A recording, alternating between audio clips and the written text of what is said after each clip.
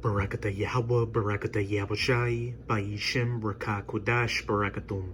First and foremost, I want to give all praises, glory, and infinite honors to Yahweh, Ba'ishem, Yahushai. Double honors to the apostles and elders of Great Millstone who rule and teach well. In peace and salutations to Ya'akim out there pushing this word in truth and sincerity. To the four corners of the globe, may you brothers endure until the end. This is the brother Ra'aya with another video, and I'll be profiling this clip from RT America's YouTube channel titled EU May Dump US and Choose China as Future Partner. And the EU, or European Union, will end its relationship with the United States of America, and it's going to be much more severe than just going over to China to find a new economic partner. Go to Europe, where the EU finds itself stuck between a rock and a hard place, the old veritable rock and hard place. The old continent has been the US's right-hand man, really, for almost a century now, but the rise of China may have shaken that bond recently. And with China and the US now officially mired in a new Cold War, as we just alluded to moments ago, the EU's top diplomat has said that the time has come to choose sides. That Europe has to decide whether it's going to stick with this special relationship, this bond with the United States, or change course, maybe radically, and start going with China, who's about to become the new world superpower. All right, we've got 2 minutes for this discussion, but I want to hear what George Galloway has to say. He joins us now. George, what saith you? Well, it was an important statement, and it's important in two ways. First of all, it does mark, as you've alluded, a move away from the United States, just 76 years after the great sacrifice of D-Day and the landings in Normandy. Now, China and the United States are being viewed as someone that you have to make a judgment between. There's no automaticity anymore in Europe's support for the United States. It also is important because it explicitly states that the new Asian century has begun. You'll remember some of the fellows on the Potomac were determined that this would be a new American century. Well, for the EU, the new Asian century has begun. And the European Union is going to have to find a way of maintaining decent relations with both sides. And that isn't going to be easy because Washington isn't going to like the small print of what the European Union diplomats have said today. Yeah, it sounds like they're making them choose now. Now more than ever, it looks like the United States is pushing other countries. It's either us or them, and you can't choose both. We're just going to have to see the way this plays out. I was hoping we could have a little longer conversation, George, but we've had a really busy newscast, so I look forward to talking to you again, my friend. Of course. Always enjoy my conversations with George. Good All luck. right, so once again... And again, the EU will end its relationship with the US, but it's going to be much more severe than just looking for new economic ties with China. The EU, along with countries like Russia and China, are going to shoot their nuclear missiles onto the United States of America. And it's all biblical prophecy. This is Revelation chapter 17, verse 16. And the 10 horns which thou sawest upon the beast, the 10 horns being the EU, starting with the first 10 members of the EU back when it was known as the European Economic Community, and the beast is NATO.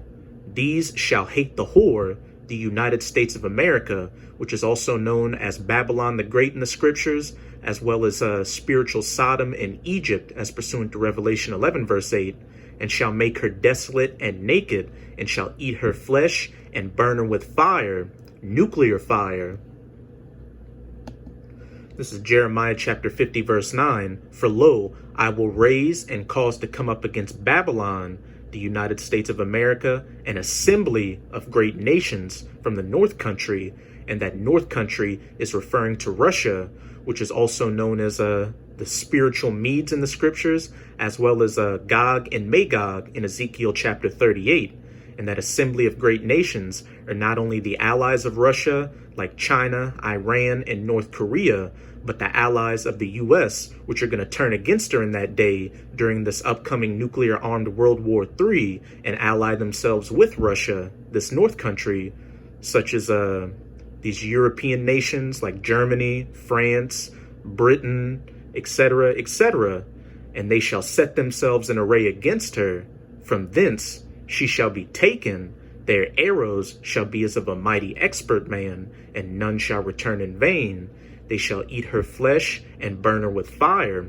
And those arrows are symbolic for those nuclear missiles, because what you have to remember is that when the prophets saw these visions thousands of years ago, they didn't know what a nuclear-tipped ICBM was, so they had to describe it the best way they could with what they knew during their times, weapons of war like arrows, glittering swords, javelins, spears, you name it.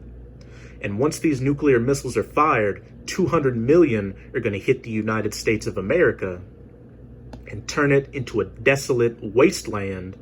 This is Isaiah chapter 13, verse 19 through 20. And Babylon, the glory of kingdoms, the beauty of the Chaldees' excellency, shall be as when the Most High overthrew Sodom and Gomorrah. And how did the Most High overthrow ancient Sodom and Gomorrah? With fire and brimstone from the sky. And the Most High is going to overthrow this modern day Sodom and Gomorrah with modern fire and brimstone from the sky, those nuclear-tipped ICBMs. And like I just said, besides being known as Babylon the Great in the scriptures, America is also known as spiritual Egypt and Sodom, as pursuant to Revelation 11 verse 8. It shall never be inhabited, neither shall it be dwelt in from generation to generation, neither shall the Arabian pitch tent there, neither shall the shepherds make their fold there. After those 200 million nuclear missiles hit the United States of America, it's going to be turned into the biblical lake of fire from sea to shining sea, and then a desolate, uninhabitable wasteland afterwards that's going to stand as a memorial as to what a wicked kingdom looks like and how not to govern the earth. And after the dust settles, the Chinese, who are the biblical Moabites, or these Russian Edomites, or any other nation, is not going to be the next superpower. The only next superpower will be the kingdom of heaven, ruled by the Israelites. This kingdom of the Edomites, or you so-called white people, is the last kingdom of the heathens. This is 2 Esdras chapter 6, verse 9. For Esau is the end of the world, the end of this current age, the last age of the rulership of the heathens, and Jacob is the beginning of it that followeth the rulership of the Israelites, or the so-called Negroes, Latinos, and Native Americans, the kingdom of heaven, really the kingdom of Yahushai. And Yahushai is the true name of the Messiah that you people ignorantly refer to as Jesus Christ. And now I'm going to go to Daniel chapter 2 and read verse 36 to 42 and get a few more precepts to show that after these heathen kingdoms are out of the way, the only kingdom to come is the kingdom of heaven. This is the dream, and we will tell the interpretation thereof before the king. And this is Daniel breaking down the dream that Nebuchadnezzar had of that great statue made of gold, silver, brass, and iron. Thou, O king, art a king of kings, for the Most High of heaven hath given thee a kingdom, power, and strength, and glory. And wheresoever the children of men dwell, the beasts of the field and the fowls of the heaven hath he given into thine hand, and hath made thee ruler over them all. Thou art this head of gold, the Babylonian empire. And after thee shall arise another kingdom inferior to thee, that part of silver, which is speaking of the Persian Empire, and another third kingdom of brass, the Edomite Grecian Empire, started by Alexander the Great, which shall bear rule over all the earth.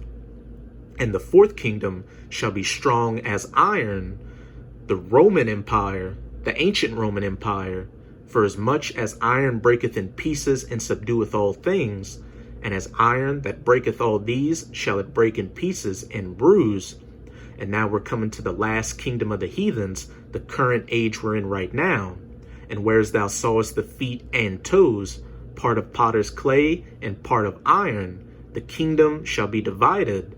This reincarnated Roman Empire, the NATO-EU alliance, which the U.S. is a part of, but there shall be in it of the strength of the iron, for as much as thou sawest the iron mixed with miry clay. And as the toes of the feet were part of iron and part of clay, so the kingdom shall be partly strong and partly broken.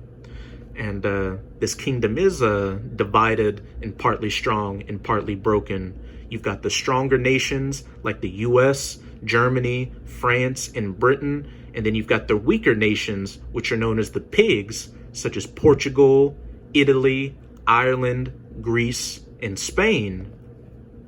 And after these iron toes mixed with miry clay are taken out of the way by that great millstone, which is Yahushai, then again comes the kingdom of heaven, which is going to be eternal. And now I'm going to go to Daniel chapter 7 just to further elaborate on these four kingdoms. This is Daniel 7:1. In the first year of Belshazzar, king of Babylon, Daniel had a dream and visions of his head upon his bed. Then he wrote the dream and told us some of the matters. Daniel spake and said, I saw in my vision by night, and behold, the four winds of the heaven strove upon the great sea.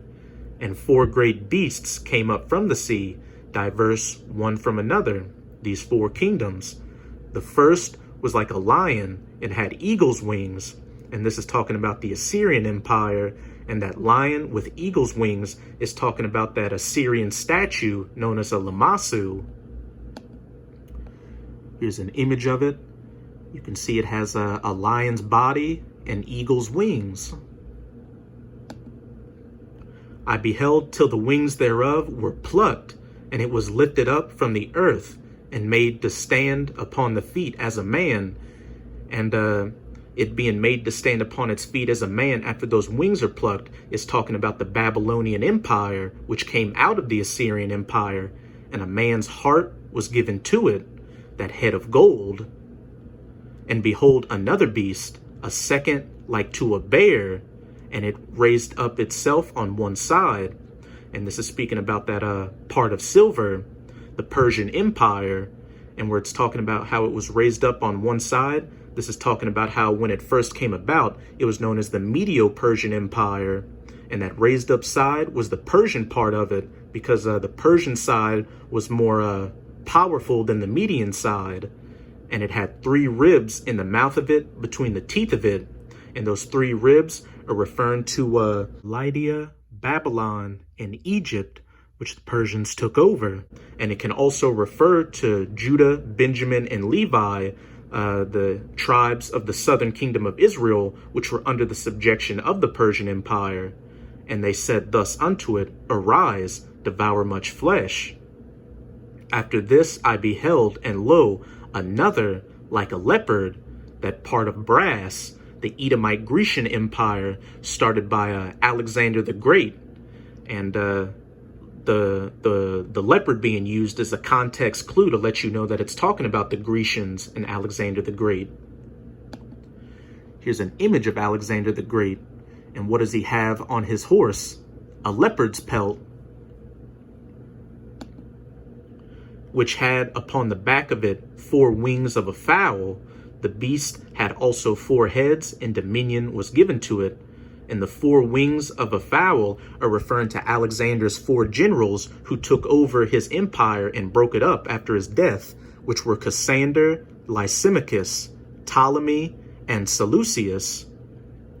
Verse 7, After this I saw in the night visions, and behold, a 4th beast, dreadful and terrible and strong exceedingly, the ancient Roman Empire, and it had great iron teeth. And what were the ancient Romans known for?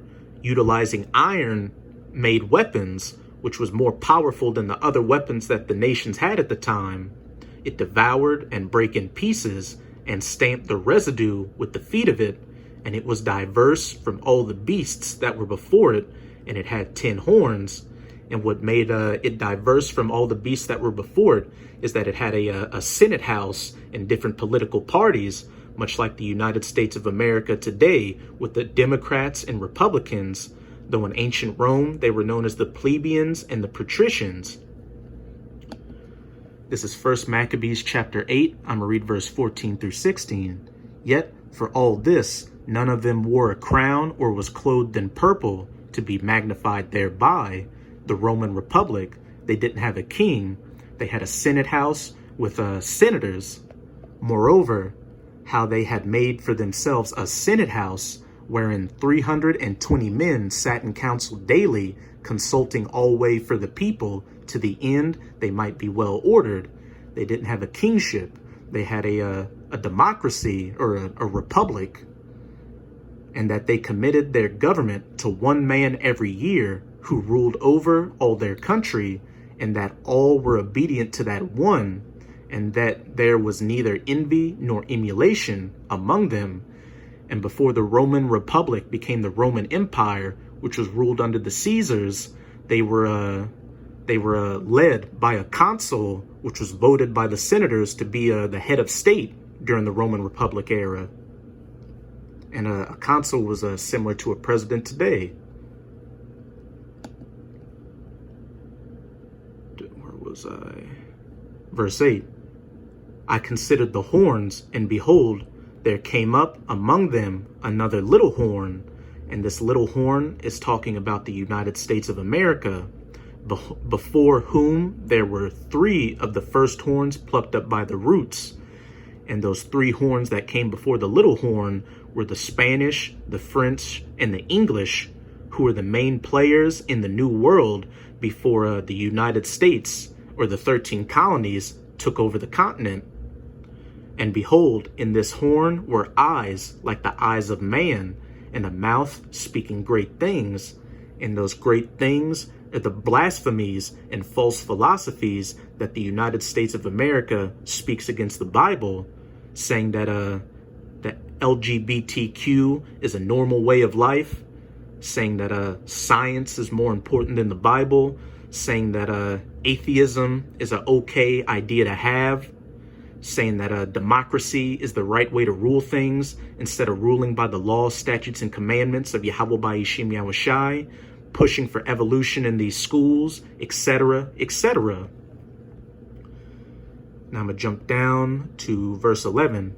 I beheld then, because of the voice of the great words which the horn spake, those blasphemies, I beheld even till the beast was slain, and his body destroyed and given to the burning flame, that nuclear fire, which is going to take place after the mark of the beast, which is the microchip implant, is mandatorily implemented.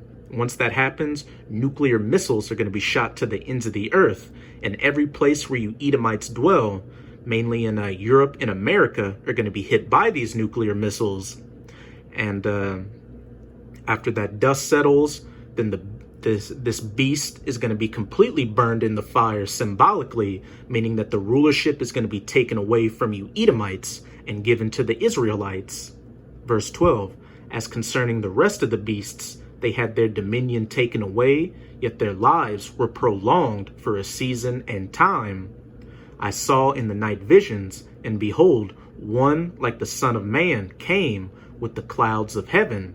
And that Son of Man is Yahushai HaMashiach, again, whom the world ignorantly calls Jesus Christ, and came to the Ancient of Days, Yahweh the Most High, and they brought him near before him. And there was given him dominion and glory and a kingdom, the kingdom of heaven, that all people, nations, and languages should serve him. His dominion is an everlasting dominion, which shall not pass away, and his kingdom that which shall not be destroyed. So after Yahushai, this great millstone returns and breaks the iron feet and miry clay of that statue, taking the whole statue down, then the kingdom of heaven will be set up, where all nations will be subservient to the true children of Israel, the so-called Negroes, Latinos, and Native Americans. And as it says, the kingdom will not be destroyed, and it shall be an everlasting dominion. No other nation will rise up and rule over the Israelites. Verse 15, I, Daniel, was grieved in my spirit, in the midst of my body, and the visions of my head troubled me. I came near unto one of them that stood by, and asked him the truth of all this. So he told me, and made me know the interpretation of the things. These great beasts, which are four kings, which shall arise out of the earth: the Babylonians, Persians, Greeks, Romans, and now the last leg of that fourth beast, this NATO-EU alliance, which the US is a part of, the reincarnated Roman Empire. But the saints of the Most High shall take the kingdom and possess the kingdom forever, even forever and ever. The Israelites ruling for eternity after this reincarnated Roman Empire is taken out of place. That beast is slain in the burning fire. And who are the saints of the Most High, you may ask? Again, the children of Israel, who you referred to as the so-called Negroes, Latinos, and Native Americans. There's going to be no joint rulership with any other heathens among the Israelites. You're going to be subservient under the feet of the children of Israel. And the main nation that's going to feel the brunt of that subservience under the children of Israel in the kingdom of heaven are going to be you Edomites. During that first 1,000 years of the kingdom, when we're ruling over the heathens in hardcore bondage and slavery, we're going to do double unto you Edomites as you did unto us on this side. Though all in righteousness, we're going to rule over you with rigor by the laws, statutes, and commandments of Yahweh Ba'ishim Yahushai. And after that first 1,000 years, these other heathens will be allowed to return to their lands, though they'll still be under the subjection of the Israelites. As for you Edomites, you're all going to be gathered up and burned up and purged from this planet. Your name will no longer be remembered on the earth. No more Julius Caesars, George Washingtons, Rockefellers, Rothschilds, Henry Fords, Thomas Edisons, etc., etc.